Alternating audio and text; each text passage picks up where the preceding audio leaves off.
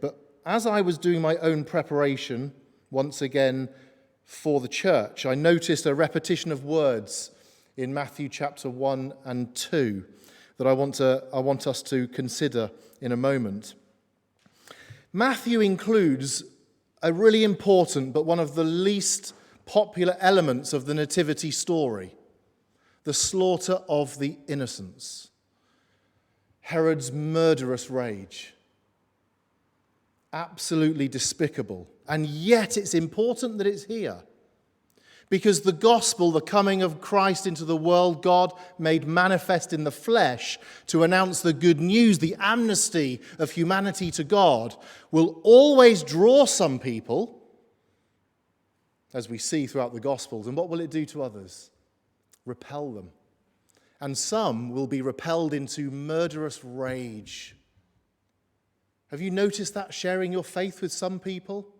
The anger that can rise? And yet with others, the tenderness that is there, the receptivity to see what you need to say about Christ, to learn more, to know who this God is. And so at the heart of the Nativity story, which I'm not going to focus on, by the way, is the slaughter of the innocents.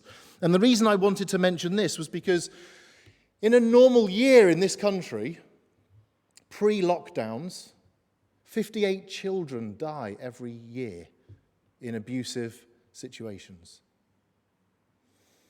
58, that's unacceptable, right? It's a slaughter of the innocents.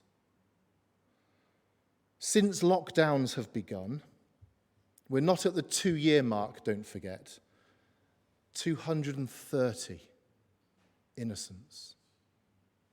And for every one that is lost to us, we can say there are dozens of others on the fringe of this absolute catastrophe.